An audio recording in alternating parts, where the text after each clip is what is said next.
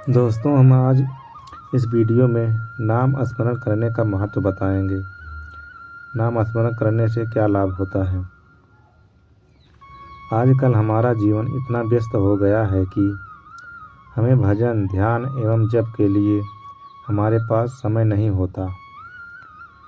इसके विपरीत हमें यदि किसी भी कोर्ट, चाहे सेल्स टैक्स अथवा इनकम टैक्स दफ्तर आदि में जाना हो तो हम वहां पर समय से पूर्व ही पहुंच जाएंगे, क्योंकि इसमें अपने हित की हानि का भय है। इतनी अग्र हमें जप तथा ध्यान में नहीं होती। दूसरे कार्यों की अपेक्षा भजन को महत्व कम देते हैं, इसीलिए हमारे पास समय भजन के लिए नहीं मिलता। ध्यान अथवा जप का पहला साधन है एकांत। ब्रह्म मुहूर्त में उठकर नित्य क्रिया से निवृत्त होकर उचित आसन पर अपने सतगुरु की आज्ञानुसार जप, धैर्य एवं निष्ठा से कार्य करना चाहिए। उसमें किसी भी प्रकार का हेर फेर नहीं करना चाहिए। इसमें मन में असंतोष एवं अश्रद्धा होगी। ध्यान का मुख्य साधन है तीव्र इच्छा एवं दृढ़ संकल्प। ध्यान के समय जब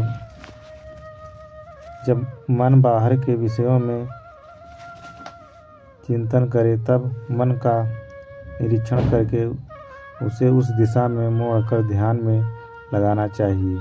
ध्यान से इस प्रकार ईश्वर प्राप्ति हो सकती है।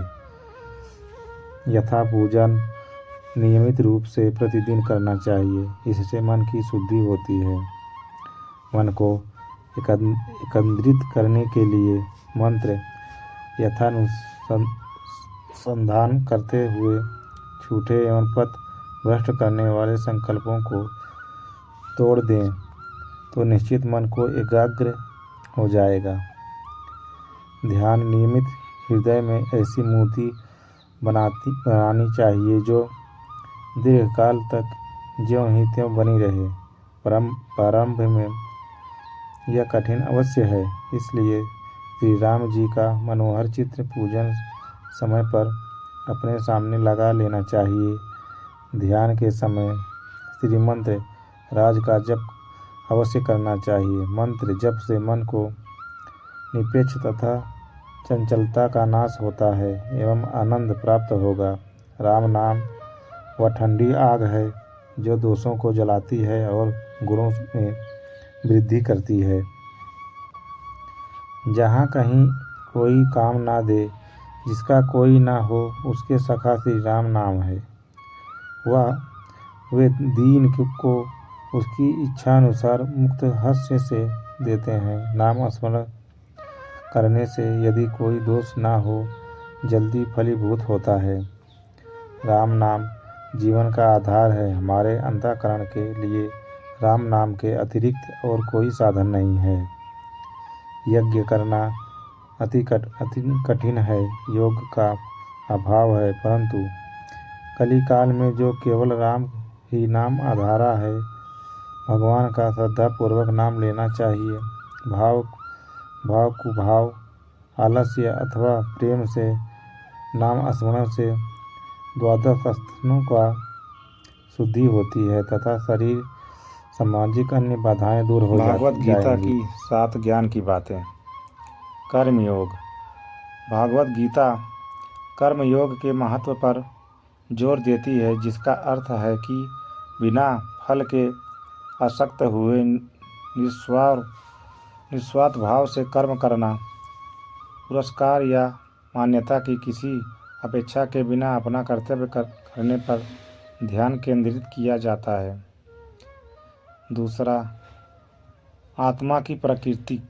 भागवत गीता के अनुसार आत्मा स्वस्थ और अविनाशी है। यह शरीर या मन के कार्यों से प्रभावित नहीं होता है और भौतिक दुनिया से परे मौजूद होता है।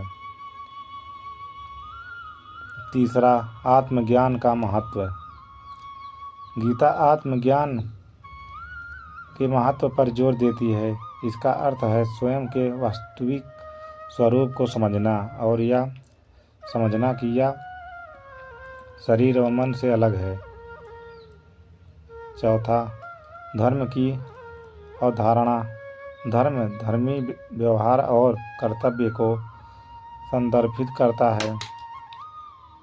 गीता अपने धर्म को पूरा करने और अखंडता और सदाचार का जीवन जीने के महत्व पर जोर देती है।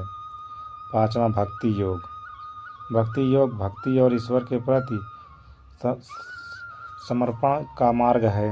गीता लिखती है कि ईश्वर की भक्ति आध्यात्मिक ज्ञान और मुक्ति प्राप्त करने का एक शक्तिशाली साधन है। छठवां, गुरु की भूमिका। भागवत गीता आध्यात्मिक विकास और ज्ञान के मार्ग पर छात्र का मार्गदर्शन करने में गुरु या आध्यात्मिक शिक्षक के महत्व पर जोर देती है। सातवां, ईश्वर की प्राकृतिक। गीता लिखती है कि ईश्वर असंत और परलौकिक दोनों हैं, एक ही समय में सभी चीज़ों में मौजूद है और उनसे परे हैं। यह भगवान को आत्मसमर्पण करने और उनकी कृपा पाने के लिए महत्व पर जोर देता है। ये भागवत गीता के कुछ प्रमुख पाठ हैं। पाठ ज्ञान और आध्यात्मिक मार्गदर्शन का एक समृद्ध स्रोत है और इसकी शिक्षाएं आज भी सत्य और ज्ञान के चाहने वालों को प्रेरित और मार्गदर्शन करती है। दोस्तों, अगर वीडियो हमारी पसंद आई हो तो चैनल को सब्सक्राइब जरूर करें ऐसी वीडियो देखने के लिए। जय श्री कृष्ण। बुद्धिमान व्यक्ति कभी भी कामुक सुख में आनंद लेते हैं। वह सदैव मोक्ष की प्राप्ति में लगे रहते हैं। वह जो सभी इच्छाएं त्याग देता है उसे शांति की प्राप्ति होती है। संपूर्ण संसार में जब अधर्म और पाप बढ़ता है तो मैं धर्म की पुनः स्थापना के लिए धरती पर अवतार लेता हूँ। जैसे अंधेरे में प्रकाश की ज्योति जगमगाती है, ठीक उसी प्रकार से सत्य की चमक भी कभी फीकी नहीं पड़ती। इसलिए व्यक्ति को सदैव सत्य बोलना चाहिए। मैं सभी प्राणियों के हृदय में विमान हूँ। जो व्यक्ति मृत्यु के दौरान मेरा नाम लेता है वह सदैव मेरे ही धाम को प्राप्त होता है, इससे कोई शक नहीं। ऐसा कुछ भी नहीं, चेतन या अचेतन, जो मेरे बिना अस्तित्व में रह सकता है। परिवर्तन ही इस संपूर्ण संसार का नियम है। इसलिए व्यक्ति को कभी अपने वर्तमान पर घमंड नहीं करना चाहिए। जिसने जन्म लिया है उसकी मृत्यु निश्चित है और मृत्यु के पश्चात पुनर्जन्म भी निश्चित है। मनुष्य का संपूर्ण शरीर 5 तत्वों से मिलकर बना है: अग्नि, जल, वायु, आकाश और पृथ्वी। और अंत में उसके शरीर को इन्हीं 5 तत्वों में ही विलीन हो जाना है। व्यक्ति को अपने आप को सदैव ईश्वर को समर्पित कर देना चाहिए, तभी वह दुखों, चिंता और परेशानियों से मुक्त रह सकता है। प्रत्येक बुद्धिमान व्यक्ति को क्रोध और लोभ त्याग देना चाहिए, क्योंकि इससे आत्मा का पतन होता है। तुम बिना किसी शरण के चिंता करते हो और बेवजह ही घबराते हो। तुम तो आत्मा हो जिसे ना तो कोई मार सकता है और ना ही जला सकता है। यही जीवन की सच्चाई है जिसे प्रत्येक व्यक्ति को जानना चाहिए। ना तो यह शरीर तुम्हारा है और ना ही तुम इस शरीर के मालिक हो।